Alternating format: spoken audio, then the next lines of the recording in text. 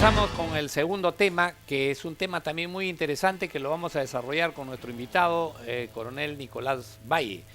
Este tema, estimados amigos, es a propósito de que hace unos días atrás el Departamento de Estado de los Estados Unidos de Norteamérica ha considerado a Sendero Luminoso así de esa forma, como una organización narcoterrorista. Entonces aquí hay mucho que hablar sobre este tema. Por ejemplo, a nosotros nos llamó la atención particularmente que se esté hablando de Sendero Luminoso, cosa que nosotros digo, el que habla y otros más, hemos dicho que Sendero Luminoso armado como organización terrorista ya no existe. Esa ha sido nuestra posición. Sin embargo, existe un Sendero Luminoso que está en su actividad política a través del Movadef y está ahí haciendo lo suyo, como también hay un sendero en el SUTEP a través de Guainalaya, etcétera. Pero eso no es una amenaza al Estado peruano. La amenaza del Estado peruano es el narcotráfico. Eso lo hemos reiterado varias veces y también hemos reiterado el hecho de que la Dirección de Inteligencia Nacional del Estado, que es el máximo, es el órgano rector y el máximo órgano de inteligencia, este órgano ha debido en el Consejo de Seguridad y Defensa Nacional hacerle conocer al presidente que la principal y la amenaza más grande que existe en este país es el narcotráfico. Cosa que nos ha llamado la atención porque tanto el Comando Conjunto como el Ministerio del Interior, la DINCOTI, todos mantienen como principal amenaza a la organización terrorista Sendero Luminoso, que no existe. Se lo digo desde mi punto de vista, vamos a tener que lo dice nuestro invitado, no existe organización terrorista Sendero Luminoso. Y nos quisieron vender estos psicosociales cuando aparecieron banderines al lado de la DINOES, de la Hoz y el Martillo, pusieron en la calle Tarata una bomba que el propio ministro del Interior tuvo que desmentirlo, que no era psicosociales malos armados, y hemos tenido todo el año pasado que han puesto propaganda y todo eran psicosociales, que al final quedaron así.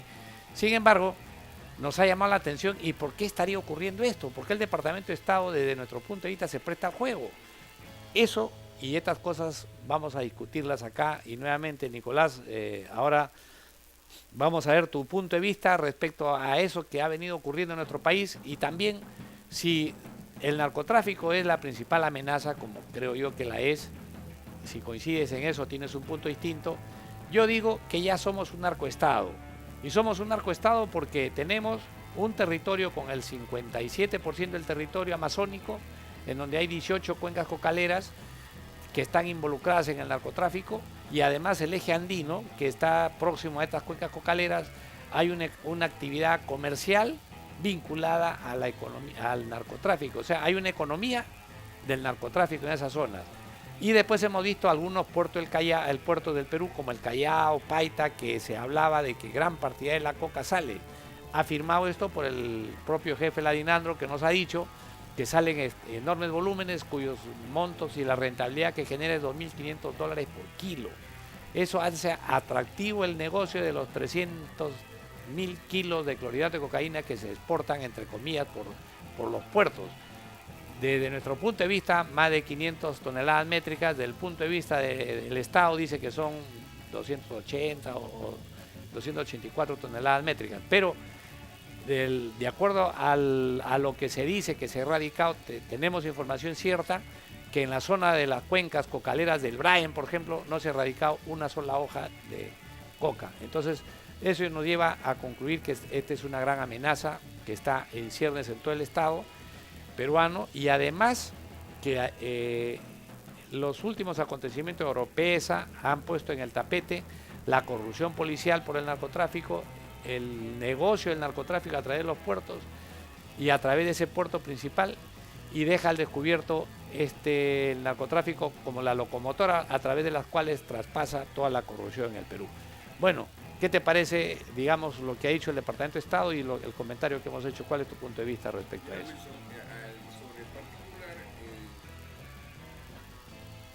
Mi vida de oficial he tenido varios momentos, he trabajado en zona de emergencia, en varios momentos del fenómeno subversivo terrorista, ¿no? Y me permite tener una visión, no sé si es la correcta, de este fenómeno, ¿no? Claro. Yo te puedo decir que la evolución y momentos de la violencia, particularmente de Sendero, y de lo que es posteriormente el narcoterrorismo, yo lo he definido en momentos, o etapas, ¿no? Voy a hacer una reseña para poder, digamos, desarrollar el tema, ¿no? Y espero que sea didáctico con las personas que ven este programa, ¿no? Todos sabemos, pues, que el movimiento comunista internacional, los años 60, a comienzos, se produce la gran fractura, ¿no? Cuando el dirigente ruso Nikita Khrushchev se reúne con Mao Zedong, ¿no? Y ahí ellos tienen el primer choque y el primer enfrentamiento ideológico, ¿no? Porque los rusos le pedían a los chinos cambios, y los chinos decían que no, que el marxismo-leninismo no puede ser revisado, porque las leyes dialécticas son únicas. Y ahí nace la palabra revisionismo. Claro. Y ahí se produce la primera fractura del MSI, ¿no? Claro. Este rompimiento también del movimiento comunista internacional pues repercute en el mundo. Claro. Y lógicamente que en nuestro país también se ve afectado, ¿no? Pues. En los años 63, 64, acá también vienen esas corrientes ya revisionistas, digamos, chinas y soviéticas, ¿no? Claro. Uno representado por el Partido Comunista del Perú, con Jorge del Prado, y la otra con bandera roja, patria roja, Saturnino Paredes, el mismo, ¿cómo se llama? No es Ludovico, sino este chatito, ¿cómo se llama? Breña Pantoja. Breña, ¿no? Que estaban en esa época, los 68, 69, pero ya Guzmán venía trabajando de una manera más extremista en su pensamiento, ¿no? Y crea la facción roja que se ubica en Ayacucho, y en la UNCH desarrollan ahí en la Universidad San Cristóbal de Huamanga, ¿no? Claro. Es ahí donde se gesta, puede decirse, Sendero Luminoso, claro, que viene a ser pues la revisión de los 7 ensayos de José Carlos Mariátegui con el pensamiento maoísta, claro, que le da a Abimael Guzmán, ¿no? De la realidad peruana, y a eso le llaman ellos el pensamiento Gonzalo, ¿no? Exactamente. Entonces, eso es importante conocerlo, saberlo, porque nos va a permitir a nosotros tener una visión más clara de lo que ocurrió en esa época, de la evolución y de la evolución para llegar al momento para llegar al momento actual. Perdón, y permíteme hacer una tingencia ahí. Esa misma lógica que acabas de emplear en el primer momento de la gestación del movimiento comunista peruano, porque acá hay que hablar del movimiento comunista, que después se asocia pues al MRI, Movimiento Revolucionario Internacional, ¿no? Pero esas repercusiones nos permiten deducir que es natural y por supuesto se han dado en todo el proceso histórico de la gestación de Sendero las escisiones. El Partido Comunista del Perú se cinde, se separa, Patria Roja, Bandera Roja, PSP Unidad, llega al Partido Comunista Sendero Luminoso. Claro, entonces no nos debe asustar que hoy, por ejemplo, seguramente va a llegar ahí, pero yo me adelanto a este tema, de que el actual grupo que está escindido en el BRAE diga: nosotros somos el militarizado partido marxista, leninista, maoísta, escindido de Sendero Luminoso. Y entonces yo no entiendo, hoy no entiendo, y la verdad no comprendo por qué razón los supuestos analistas, llamémosle policiales y militares, sigan pensando que lo que está en el BRAE es Sendero, cuando en realidad ya se han escindido. Ese grupo, que es un remanente que quedó de lo que quedó de Sendero, ya hoy dicen que apellidan otra cosa y que mantienen pues su ideología, pero te lo dejo ahí para que puedas continuar con la evolución. Mira, entonces, como te decía, después de este rompimiento ruso-chino, ¿no? Que repercute en el mundo y en América Latina y en el Perú, acá se fundan 2 facciones, ¿no? La rusa y la pro-pequinesa, ¿no? Es en esa circunstancia en que en los años 70 ya Abimael Guzmán se separa de los grupos revisionistas que él los consideraba, a los prosoviéticos, y funda Sendero Luminoso el año 70. Pero comienza a su fase pues de cristalización, organización, militarización de todo lo que es los procesos de la subversión, ¿no? Así es. Y comienza pues a irradiar después sus cuadros, ¿no? En el llamado trapecio andino, ¿no? En Apurímac, Ayacucho, y simbólicamente el 17 de mayo en Chuchis 80. Simboliza, ¿no? el inicio de la guerra popular o el ILA. Con un rollo pues que en un libro que se llama Bases y Discusiones lo dicen claramente, ¿no? Claro, que ese libro es similar a Bases y Discusiones que habla Mao. O sea, él, ahí también hay que decirlo, ¿no? Él trata de asumir el tránsito que hizo Mao en China y adecuarlo al Perú, pero que se equivoca porque en realidad los momentos que vive China es un estado casi analfabeto, casi... Es decir, agrario 100%, distinto a lo que era el peruano, el Estado peruano que ya había sido libertado, vamos a decir, por las banderas que son retiradas por el general Velasco cuando hace la reforma agraria. No hay indígenas, hay campesinos, hay ciudadanos, etcétera. Va evolucionando, entonces ahí, pero él se queda en el tiempo y continúa con su, claro, digamos, evolución, ¿no? Mira, buenas noches, tenemos una llamada. Adelante, por favor. Aló, buenas noches, general Barrantes, qué gusto saludarlo. ¿Cómo está? Buenas noches. Como está siempre mirando su programa. Acá estamos con Nicolás Valle también. Unos quieren hablar, otros no quieren hablar. Felicitarlo también al coronel, al general Valle, que se encuentra a su costado. Y la verdad, yo se lo digo de todo corazón, creo que todos sus televidentes estaban pensando igual o similar, o quizás mejor o peor, ¿no? Pero hoy en día, déjenme decir una cosa, que usted está tomando el toro por las astas, general. Yo he sido el policía nacional del Perú y la verdad me siento indignado como a nuestro pueblo lo engañan. Yo he sido participante también en la guerra interna, contra Sendero Luminoso, contra el MRTA, contra la banda de los retacos y contra muchas organizaciones delictivas que en aquel entonces operaban en nuestro país. Pero lamentablemente en la policía, como en el ejército, hay militares, discúlpenme la palabra, mediocres, corruptos, y la verdad que no tienen la valentía de hacer esa docencia que usted, ya no solamente es el general Barrantes, sino veo que ya su colega también toma el toro por las astas y quizás así deben de salir muchos militares y muchos policías que hoy en día están tomando una conciencia de lo que sucede hoy en día en nuestro país. Y yo la verdad he venido siguiendo de cerca lo que sucede acá en el Perú y la verdad que a veces da vergüenza ajena cuando usted le dice a los de servicio de inteligencia, enfermos no sé qué, quiero escucharlo. Entonces, su desarrollado mentales, le decimos, su desarrollado mentales. No deja de tener razón porque todo, yo le digo, yo a mis 60 años, discúlpenme la palabra y la vulgaridad, ya no puedo aceptar ningún cojudeo, discúlpenme la palabra. Por eso su programa es bien sintonizado con los amigos que conectamos por la internet, está teniendo éxito usted en su programa, porque la verdad nos quieren vender gato por liebre, porque hoy en día cómo está el país, cómo está la inseguridad ciudadana, estamos a punto de convertirnos en un narcoestado, y acá no se escucha, no se dice, quiere seguir haciendo el cuco de terrorismo, y yo lo he escuchado a usted que usted ha tenido la valentía de decir que Sendero ya no existe.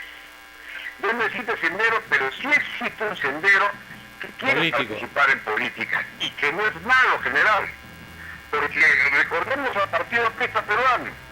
Los partidos Aprista Peruanos, mi padre fue del ejército y siempre tenía un rencor, un odio a los apristas porque en los años 40 cobraron pues como carne a muchos soldados y a muchos militares en Trujillo.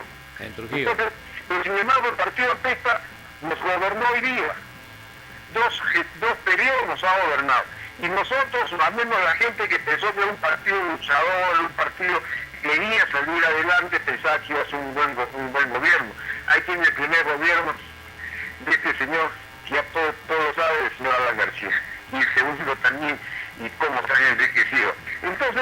Yo creo que hoy en día, en general, todos los partidos políticos están desahuciados, porque la señora Keiko, usted sabe, tiene a toda su familia en el exterior, el señor Toledo, todos han hecho un gran daño.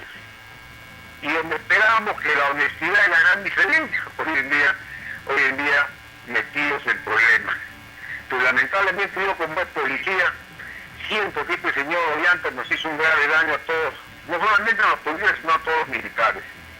Y hoy en día ustedes y nosotros luchamos conjuntamente para combatir a Sendero Luminoso, la MRTA y a todo lo que se le ampare en contra del Estado, porque para eso nos formaron a nosotros.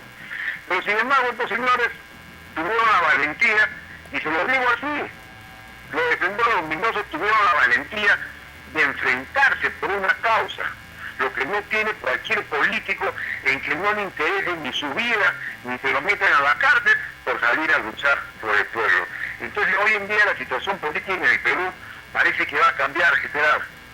Yo creo, y lo digo, no es porque sea adivino, pero lo que está hablando el general que se encuentra acostado con usted, que está hablando en la historia de Nikita Khrushchev, es bien cierto, que bien que usted esté dando esa decencia, es importante eso, la verdad, me siento emocionado de escucharlos a dos altos oficiales del ejército que sean realistas y no salgan con el cuento de sendero y querer tapar el sol con un dedo. Yo creo que hoy día se junta una propuesta política entre ustedes, los militares realistas, que han servido a nuestro país, nosotros los policías, que también nos enfrentamos en esta guerra interna, y los que participaron en esta guerra también, ya sea Sendero, ya sea el MRTA, sea las agrupaciones que hicieron gestas también, como el caso de Antauro Humala, y muchos. Si nos juntáramos general a tener una propuesta política, yo creo que lo dejaríamos en la estrella a todos los políticos. Y eso es lo que nosotros estamos esperando, general. Ojalá usted lidere un frente de esta naturaleza, general, hasta a su lado, general Barrantes. Muchas gracias por su intervención, y bueno, es la opinión de un televidente que nos da su punto de vista de acuerdo a la narración, a la docencia que se está haciendo de la evolución y los momentos de Sendero Luminoso, porque ¿sabe qué pasa? La culpa la hemos tenido los militares en realidad, porque nunca hemos hecho conocer cuál ha sido esta realidad, y cuando hemos intentado hacerla conocer, un poco como que nos han tildado de repente de absurdos, de locos, de pros, senderistas, cuando en realidad lo que hemos pretendido hacer es docencia de esto. Y bueno, pues iniciamos esto, y recuerdas tú que fuimos nosotros los que nos presentamos al tema del libro, de la presentación del libro de Abimael Guzmán, y dijimos algo que es una verdad. Estábamos de acuerdo con la reconciliación, eso lo expresé yo, y pedía que depongan las armas y abandonen la lucha armada, ¿no? Eso fue un llamado como ciudadano y como patriota, con todo derecho lo hicimos. Y fíjese, de esa época a la fecha ha habido mucho agua por el río, pero nos hemos quedado en los procesos. Me gustaría que lo sintetices un poco más. Sí, mira, yo quiero sintetizar esta reseña, ¿no? Pero es importante. Entonces, en la década del 70 y 80 se gesta Sendero Luminoso y dice que la sociedad peruana tenía una condición del semifeudal, semicolonial y con un capitalismo burocrático. Esas eran sus banderas políticas más graves, y por eso irrumpían a la lucha armada y a la guerra popular. O coincidencia, el 68 irrumpe la Fuerza Armada y da un golpe militar. Y lo primero que hace, las reformas que hace, es la reforma agraria, nacionalización, la reforma de la, ¿cómo se llama?, de las industrias, las nacionalizaciones, y bueno, lo del capitalismo burocrático que se cae sola. Porque ya no estaría entonces presente. Sendero se ve en esos momentos sin sus banderas políticas. Es por eso que demora entre el 70 y el 80, recién ellos cuando sale el gobierno militar se aventuran a iniciar el ILA, pero ya era un aborto, ya era una situación, ya nacieron muertos. Ese feto nació muerto. Lo que pasó es que lamentablemente el Estado era un Estado elefantoide, un Estado que no tenía capacidad de respuesta política a ese tema. Sí, ¿no? tenía capacidad política y no había el conocimiento real del problema, ¿no? Agrego algo más ahí, Nicolás. El año 76, ¿qué pasó en China?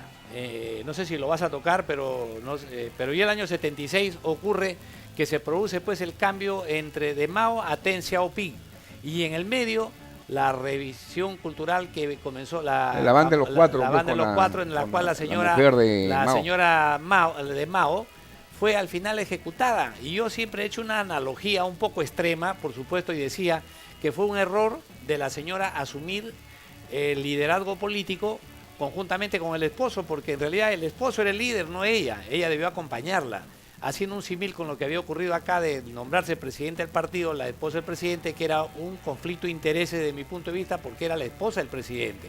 Unos dirán que no, pero para mí es eso, y tomamos el ejemplo, y lo estamos viviendo ahora.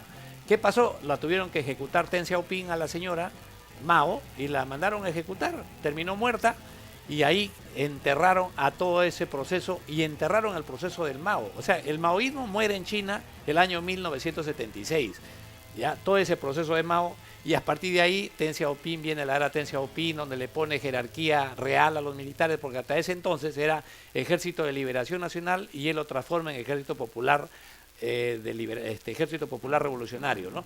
Bueno, eso es más o menos una parte que seguro lo vas a tocar, pero... Sí, claro, lógicamente que yo creo que, como tú dices, simbólicamente el maoísmo el año 76 sufre un cisma golpe, tremendo, claro, ¿no? Sí. Y ese cisma se debió sentir, pero acá la terquedad de para mí, un obcecado dirigente como Guzmán, claro, ¿no?, que no tenía nada de especial ni de subgéneres. El Pieliter quiso hacer lo que pasó en China en la década del 20 al 48, lo quiso hacer en el Perú, siendo el Perú diferente en muchos aspectos, ¿no? Bueno, vayamos entonces a lo que yo estaba narrando, y quisiera apurarme un poco en los momentos. Bueno, Sendero comienza pues a incendiar, como ellos dicen, teóricamente la pradera, ¿no? Hacer acciones violentas en las ciudades, en el campo, y la policía es arrinconada a la ciudad, y el gobierno se vio obligado pues a la intervención de la Fuerza Armada el año 83, en enero, ¿no? Claro. Interviene la Fuerza Armada y bueno, pues se dan los enfrentamientos, los primeros enfrentamientos con el ejército, y esto produce que Sendero se repliegue, porque claro, Sendero es, digamos, empujado militarmente hacia la zona del Brain, ahora, ¿no? Permíteme la zona del Guayaga. Ahí, sí, una tingencia. Entre los años 80 hubo también una suerte de comentario que se le atribuye al presidente Belaúnde, al expresidente Belaúnde ya fallecido, en cuanto a que su ministro del Interior decía que eran abigeos, ¿no? Yo ahí tengo una discrepo, digamos, contra aquellos que pensaban eso, porque lo que ocurrió es que cuando combaten a Sendero, a la guerrilla del 65 al MIR, en esa época, que desde el punto de vista de cómo hemos estudiado el tema, el fenómeno, decían que era un movimiento MIR, Movimiento Izquierda Revolucionaria, y el Partido Comunista del Perú, en el caso de Héctor Béjar, el Ejército de Liberación Nacional, y en el caso del MIR, una facción del APRA rebelde que se va a la lucha armada. Pero lo que no hemos dicho, inclusive en los aspectos de historia militar de estos libros que habla de la subversión en el Perú, escrito por la Oficina de Información del Ejército, el Instituto de Estudios Históricos Militares, ahí no habla de que en la mesa pelada, como lo sostiene el general Odría, que fue ministro del Interior y además un hombre que conocía inteligencia, recoge que 20 ciudadanos del Perú fueron a China por 2 años y regresaron e implementan la Guerra Popular Prolongada y desarrollan todo el faseamiento de la guerra, y está escrito en el libro Subversión, que escribe el año 76. Ya, o sea, para aquellos despistados que decían que no sabíamos que existía Sendero, sí había la existencia de Sendero, sí había antecedentes. Que uno lo tomaron en cuenta y otros no, bueno, ese es otro tema. Pero había algo de antecedentes, claro, y lo menciono porque Belaúnde, cuando dice que eran abigeos su gobierno, no era porque en realidad eran abigeos, lo que pasaba que era un mensaje distinto para la comunidad nacional e internacional, que no se sepa que otra vez había, pero no era porque obviamente no lo conociera.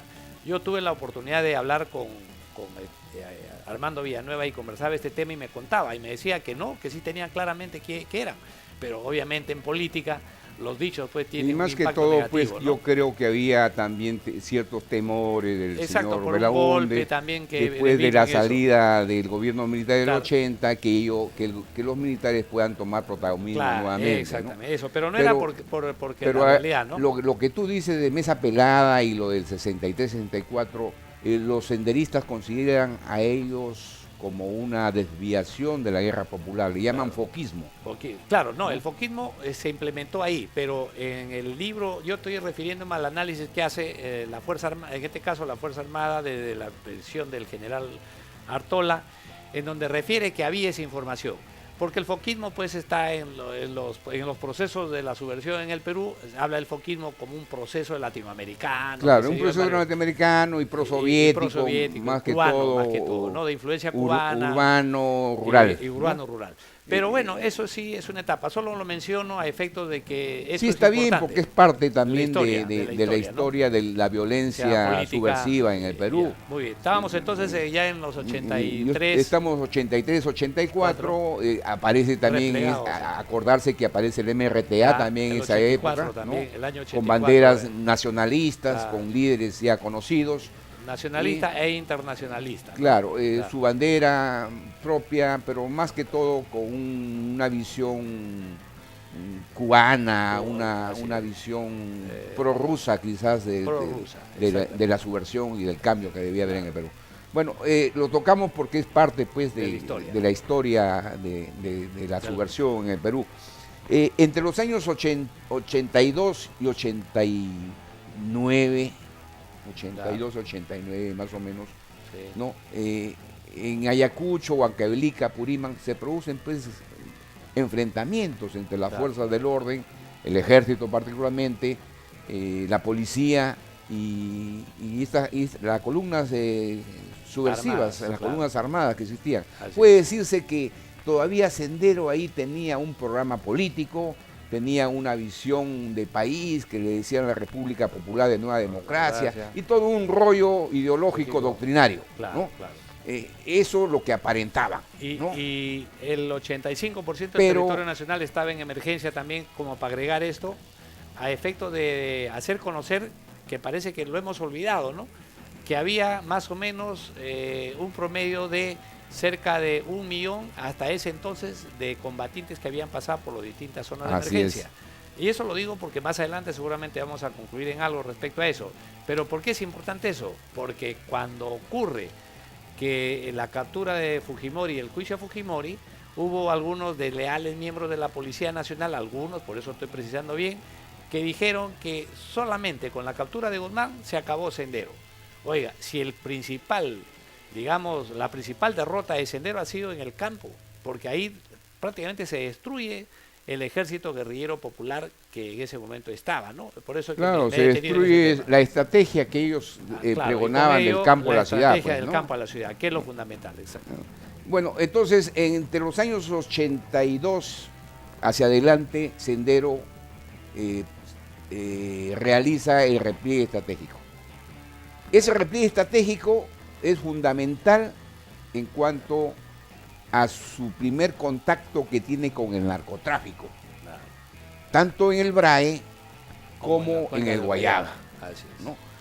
Sendero llegan a las zonas cocaleras, primero asumen el papel de guachimanes, digamos, de los narcos, ¿no?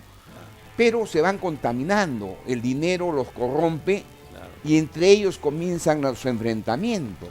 También es cierto. Entonces eso llega a la más alta cúpula de Sendero. Entonces ellos se ven, digamos, que esa es una vulnerabilidad estratégica. Guzmán se va a la ciudad, o sea, abandona el campo y se va a la ciudad, se va a Lima. Se sabe que Guzmán estuvo mucho tiempo en Lima. Claro, así es. Entonces ahí se produce, creo yo, esta alianza narcoterrorista. Claro. Él como que tanto en el Guayaga, interesadamente se viene a Lima. Sí, tanto en el Guayaga como en el Brae, más que todo por razones de seguridad, de salud y un montón de... Pero es criticado por los propios senderistas. Por los senderistas que al menos se consideraban puros ideológicamente, ¿no? porque ya ven que él comienza a cambiar, a variar sus posiciones ideológicas, ¿no? Si él le pregonaba la guerra del campo a la ciudad, ¿por qué él abandona el campo? Claro. ¿No? Entonces, y ya los cuadros se comienzan a contaminar, ya los cuadros, y yo no he trabajado en el Guayaga, pero le pregunté a un oficial que había trabajado en el Guayaga, le digo, oye, ¿hay alguna diferencia entre el senderista del Guayaga y el senderista de Ayacucho? Porque yo sí he elaborado en Ayacucho. Claro. Me dijo, mira, la verdad que no sé, pero ellos, los compañeros allá en el Guayaga, cuando llega un cuadro de Ayacucho, le dicen que ese sí es el firme. O sea que ese sí es ideológicamente puro. Firme, claro. Te das cuenta que ya había ahí ya una diferenciación y un rompimiento, claro, del movimiento senderista. Claro. ¿Estamos hablando de qué año? Estamos hablando ya de los años 84, 85, claro, o sea hacia adelante. En ¿no? corto tiempo se contamina y se corrompe el sendero. Claro. Primero en el Guayaga, ¿no? Claro, el Guayaga donde empezaron a contaminar. Entonces, en el Guayaga, ¿qué se produce? Se produce de que, bueno, pues llega ya un mando militar, claro, ¿no? Y aprecia la situación y dice, bueno, acá hay narcotráfico y hay esta columna que ha venido acá. Seguramente los comerciantes que veían con malos ojos a Sendero y con preocupación a las fuerzas del orden, ¿no? Llegan y se ofrecen a combatir a Sendero. Así es. ¿No? Se ofrecen. Claro, y casi son destruidos y arrojados del Guayaga. Sí. Los reducen, pues, no, los reducen significativamente. Y ahí se pliega el enfrentamiento entre Sendero y el MRTA. Claro. ¿Te acuerdas tú que en San Martín, la parte norte y la parte sur, claro, una parte para uno, y ahí se termina, digamos, militarmente. Ideológicamente estos dos movimientos. ¿No? Más que ideológicamente, yo decía, militarmente se autodestruyen, lógicamente que intervienen las fuerzas del orden, claro, el ejército particularmente, la policía, claro, y todas las y la Fuerza Armada en general, ¿no? Claro. Eso es lo que sucede en el Guayaga. Pero claro, queda este señor Artemio. Artemio vamos a hablar posteriormente. Claro. Vayamos al BRAE. En el BRAE, el año 92, vayamos ya a otro momento importante, porque estoy narrando, no quiero perderme. El año 92 se produce el cisma más grande que puede tener Sendero Luminoso, la captura de Abimael Guzmán. Claro. Capturada por la comunidad de inteligencia y ejecutada por un grupo de la Policía Nacional del Perú. Claro. Guzmán. Eso también hay que precisarlo porque la comunidad de inteligencia, el primer indicativo de la captura de Guzmán lo hace cuando este suboficial de inteligencia del ejército fue detenido en la Academia César Vallejo y detienen al camarada Zenón, y a partir de ese momento este señor da los primeros indicadores de dónde estaba Guzmán.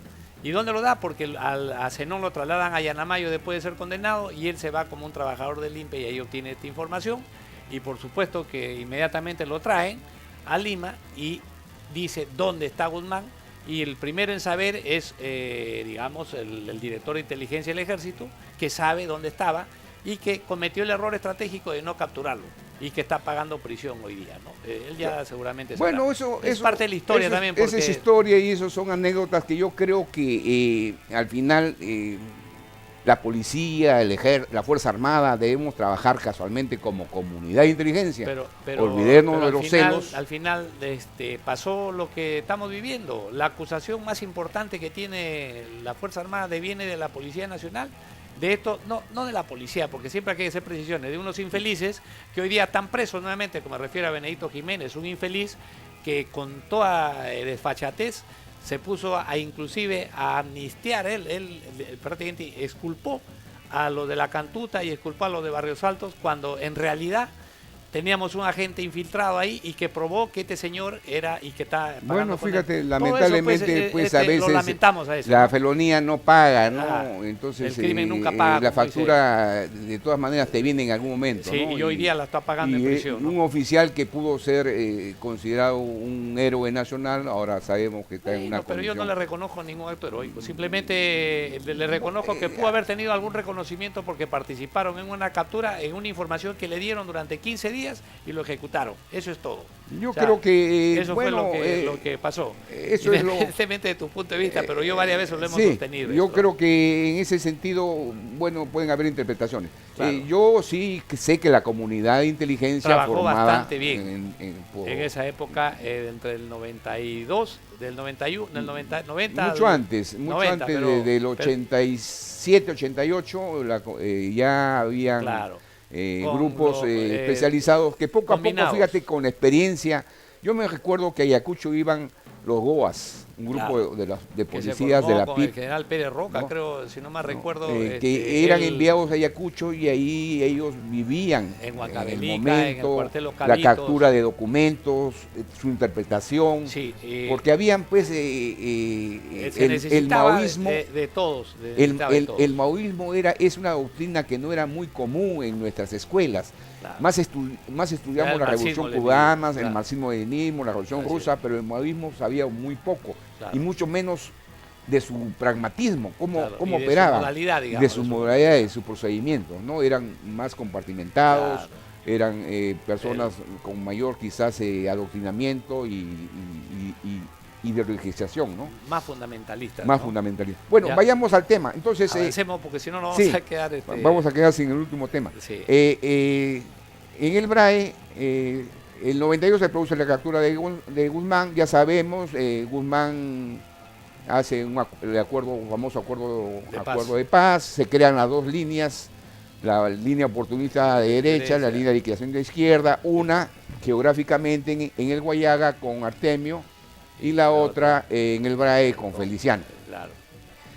En los dos digamos, ámbitos geográficos se producen acciones armadas con las banderas solamente ya de la ideología, porque en el fondo era el narcotráfico los que auspiciaba y lo destruía cuando quería. La tal ilegal de Madera y todo eso, ¿no? Eso eran insumos que apoyaban en ellos porque ya habían entrado a una especie pues, de descomposición ideológica en todas sus formas. Así es. ¿No?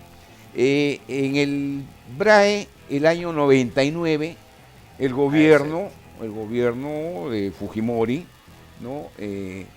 Prepara planes para la captura de Feliciano, que iba a representar ya la total eliminación política y militar de Sendero Luminoso, ¿no? Pero lamentablemente se produce ahí un éxito inicial muy importante. Pero posteriormente una derrota con la ¿cómo se llama esta? La caída del helicóptero, la ¿no? explosión del helicóptero, lo sabotean al helicóptero una vez que estaciona. Es engañado, digamos, en este operativo. Mal manejado y lo traen a una emboscada. Y lo conducen a una emboscada. Claro. Ya Feliciano, ¿para qué? Ya estaba preso. Ya estaba preso acá en Lima. Pero ¿no? ese punto es importante porque ahí se produce el punto de quiebre. Ahí está, en el BRAE. Ya en el BRAE, a nivel nacional. Porque en el Guayaga ya, no, vamos a hablar del narcotráfico en la zona donde había sendero, porque tú sabes que el narcotráfico está en todo el Perú, es transversal. Pero claro, por eso es que ahí también quiero decirte, si vamos al punto donde se produce el punto de quiebre, que ya lo mencionamos, en el Guayaga también hay un punto de quiebre. El punto de quiebre es que comienza Artemio a trabajar solamente en el narcotráfico y las operaciones militares se reducen y se transforman, no las operaciones militares, sus acciones militares se reducen. Sus acciones violentas se reducen y se dedica más a acciones de narcotráfico. Claro, como te he dicho ya, Sendero es derrotado. Derrotado porque ellos entran y los mismos narcotraficantes los echan, digamos. Los echan y los eliminan. Así es. Entonces estamos ya en el año 99. Estamos en el año 99. Con punto de quiebre de lo se produce la captura de Feliciano. Y la echada de... Y la caída del helicóptero. Y simultáneamente hay un hecho político que no hay que dejar, la caída del gobierno fujimorista. Claro. Entonces la caída del gobierno fujimorista, políticamente ellos querían ya demostrar que ya Sendero pero eso no culmina. Claro. Ya el nuevo gobierno, con otra intención, con otra visión del problema, más que lo esconde, yo creo que por ignorancia podríamos pensar, o puede ser ignorancia, por razones políticas, y todo se confunde, todo se confabula, para que abandonen la zona. Se abandona, digamos, el ámbito geográfico. Valle, claro. Pero Sendero, de lo que queda el remanente de Sendero, el sendero de los Alipio, de los Quipe Palomino, ¿no? Queda, digamos, sin su cabeza militar y política, que era Feliciano, claro. Y lo asume uno de los Quipe Palomino. Claro. Pero ellos ya veían potencialmente el negocio de las drogas. Claro, claro. No, ya veían el narcotráfico. Yo te decía ahí que ellos ahí asumen un punto de quiebre y se cinden también, se separan de Sendero Luminoso. No, lógicamente. Cuando tú me hablas de Sendero, no. Ese remanente que quedó se cinde y dice, señor, a partir de ahora que yo me llamaba Feliciano, me voy a llamar el militarizado Partido Comunista del Perú. Claro. Cuando ellos consolidan su alianza con el narcotráfico en el BRAE, ¿no? Que es el año 99. Aquí nosotros, los especialistas, algunos analistas dicen, hay una nueva estrategia de Sendero, ¿no? Yo no, siempre lo he dicho, no es nueva estrategia.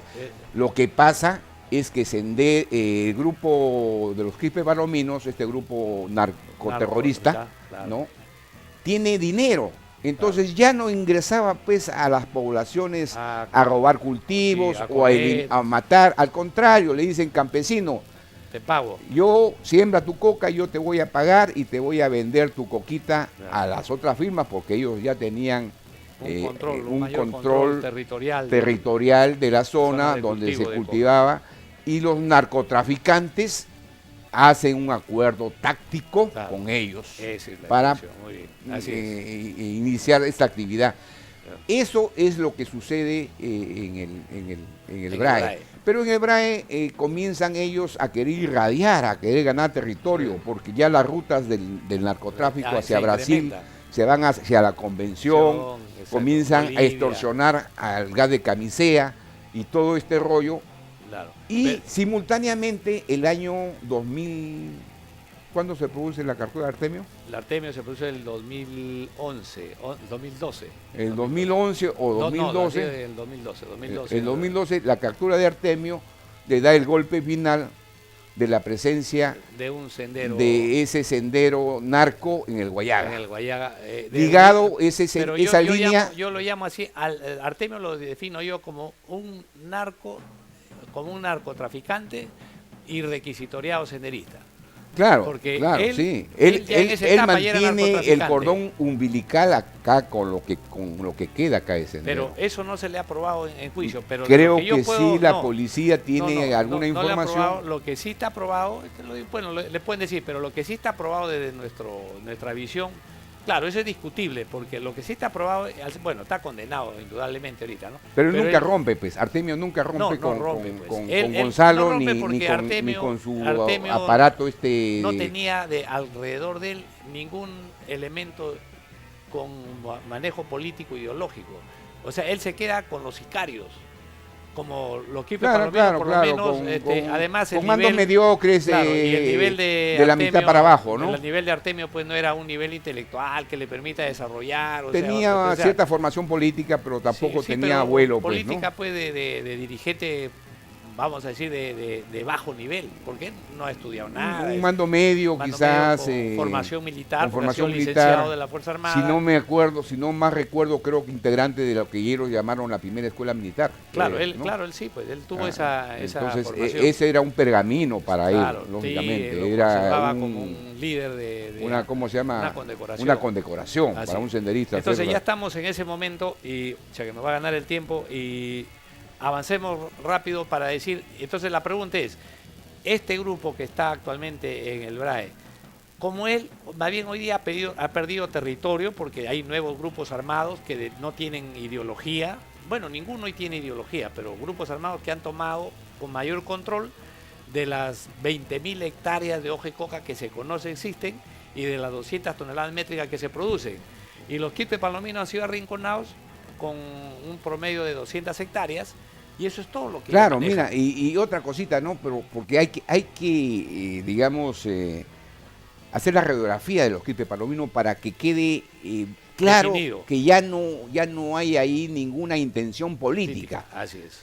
Ellos utilizan la pseudo ideología y doctrina maoísta. Así es. Dicen la escuela de niños pioneros, yo diría Claro. la escuela de sicarios. Claro. O sea, ellos forman a los niños que son raptados de las comunidades achánicas. No, y que están viviendo al costado. Porque Sí, están, pero han sido inicialmente raptados, secuestrados, claro. porque eran columnas que eran llevadas pues, Sí, como ganado, claro, ¿no? claro.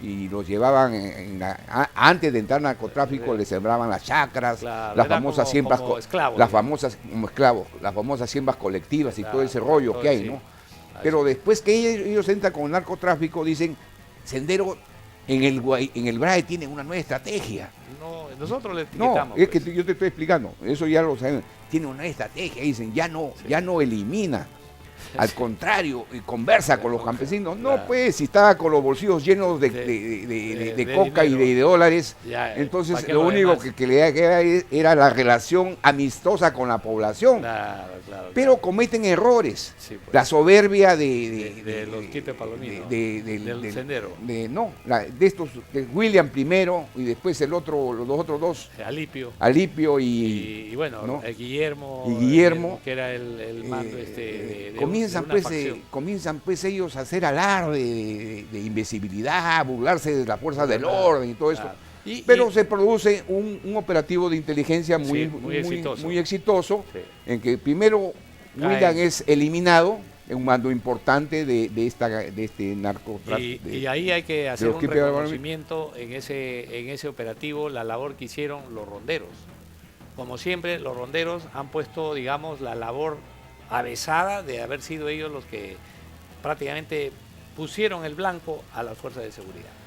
Eso es lo que ha ocurrido. Y obviamente las fuerzas de seguridad del Estado le mandaron... Mira, existe, yo creo, fíjate, para los Quipe Palomino en este momento una gran vulnerabilidad como en Guayaga de la década de los 80, 90. Mientras el narcotráfico les sea útil, los Quipe Palomino lo van a tener. Claro. Para los narcotraficantes. Para el narcotráfico. Para la actividad del narcotráfico, claro. ¿no? Nacional. Así es. Cuando vean que estos señores ya no son útiles, ellos mismos los van a eliminar o los van a poner a disposición para que los ellos ahorita tienen un gran problema. El narcotráfico los va a eliminar. Así de sencillo. Es que los ha ido arrinconando. Si tú te das cuenta, su área de influencia... Más que todo por ellos mismos se arrinconan por la operación de la eliminación de estos líderes, ¿no? Claro. Pero el narcotráfico dice, bueno, ellos ya no son útiles, ya no son cortina de humo. Ya no se habla ya de que hay senderismo, ya se habla que hay narcotráfico. Claro. Entonces no queremos acá la presencia del Estado. Claro. Hay que eliminar a estos Hay que señores. eliminarlo porque nos trae mayor presencia del Estado. Mayor presencia del Estado. Entonces eso es peligroso para el narcotráfico. Para el Pero en general. hay un detalle más que quiero agregar ahí. El hecho de que el espacio geográfico del BRAE, que era casi, por decir, patrimonio exclusivo de los Quipe Palomino entre el 2000 hacia el 2011, hoy día se ha extinguido. ¿Por qué? Porque se ha ido reduciendo cada vez más. Y tenemos que los Quipe Palomino tienen un sector del río Mantaro a la margen izquierda, en lo que es la zona de Anapati, Púcuta para el sur, pero bueno, para el oriente. San Fernando, y Chile, San Fernando, Carrizales. etcétera. Toda esa zona, y han abandonado todo el resto. Y hoy hay más de 12 grupos armados que manejan esa zona. Entonces, mira, el otro día escuché al comandante del BRAE, al comandante general, sí. Y se hablaba de una conversación entre los quispinos colombianos. Pero ¿no? eso pasó hace 4 años. Y ahí me llama la atención, por eso es que muy bien al oyente que nos hizo notar la utilización del cuco del sendero. Eso pasó hace 4 años.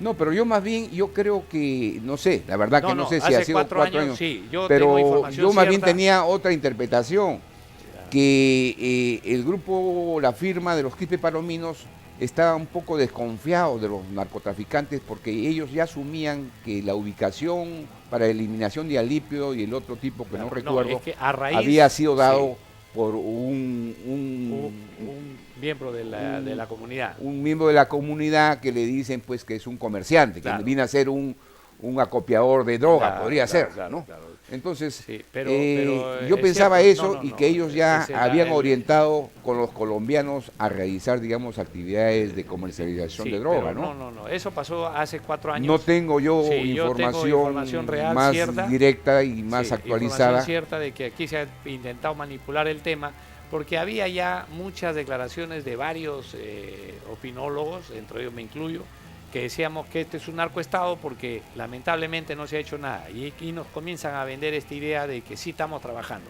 y me parece tonto. Entonces, ¿no? Ahora comenzamos a una nueva etapa, un nuevo momento. Claro. El Departamento de Estado ya declaró, entonces fíjate, nosotros lo venimos conversando hace mucho tiempo. Claro. Y el Departamento de Estado ya nos dio la razón. Claro, ¿no? Nos dio la razón en el sentido de que Sendero es Los Quispe Palomino es un... Pero lo único malo que los etiquetan como sendero y se quedan en la expresión...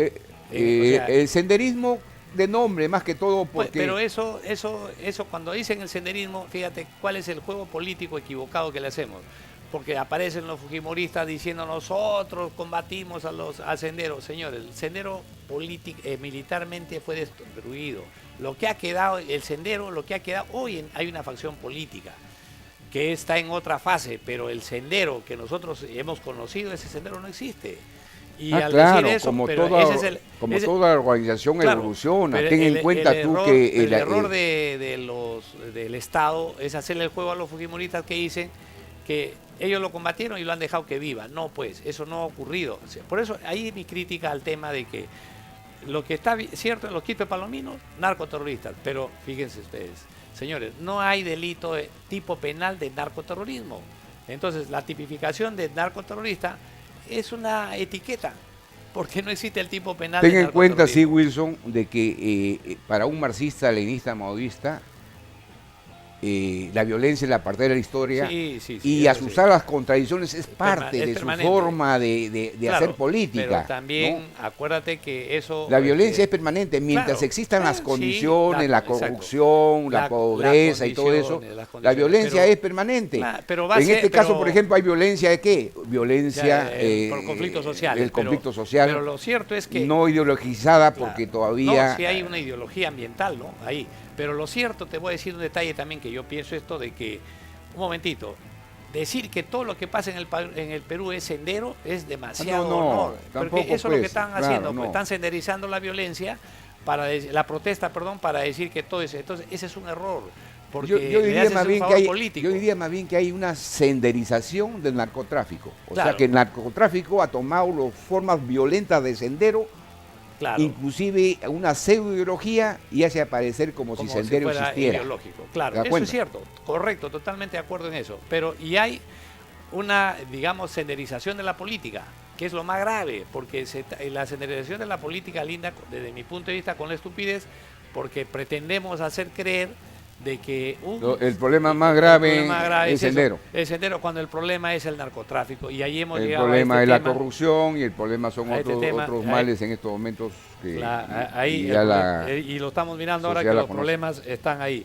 Bueno, nos ha ganado el tiempo. Estimados amigos, a Nicolás te agradecemos la presencia porque nos has permitido discutir un tema importantísimo que en realidad muchos opinólogos cuando hablan este tema lo desarrollan de una manera más por decir, no como proceso, sino lo desarrollan como momento, si fuera algo que sale aislados. De un momento a otro. ¿No? Apareció, por ejemplo, la noticia, aparece un trapo rojo por ahí y me dicen sendero luminoso. O sea, claro, conectan. Todo en la vida tiene una causa y un efecto. Claro, pero acá nada aparece así de la noche a la mañana. Y mucho más si es un problema social, que tiene un proceso de gestación. Lo que nosotros queremos sostener desde nuestro punto de vista, yo digo que estamos ya en un narcoestado y probablemente tú digas lo contrario, ¿no? O no lo sé. No digo lo contrario. Podemos estar en camino a ser un narcoestado, inclusive con más violencia que en México. Fíjate por qué. Porque en México solamente se da la comercialización. Acá tenemos campesinos, hoja de coca, pasta básica, pasta lavada. Mucho más complicado. El otro, ¿cómo se llama? La otra droga que es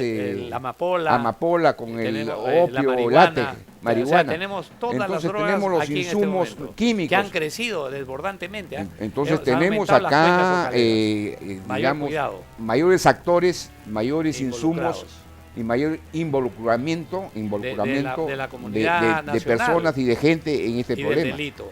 Que si el Estado no toma ahora ya medidas radicales con jueces, fiscales, policía, gobierno, todos debemos estar imbuidos de que este problema nos puede traer mucho dolor y mucho derramamiento de sangre. El caso Oropesa nos ha puesto en la mesa la peligrosidad en el involucramiento del Estado en esta materia. Ojalá que no salga por ahí algo más grave. Estimados amigos, Nicolás Valle Castro y el que habla, General Wilson Barrantes, les agradecemos una vez más por haber escuchado esta sesión Contraataque y nos despedimos. Hasta la próxima, estimados amigos. Gracias por su atención.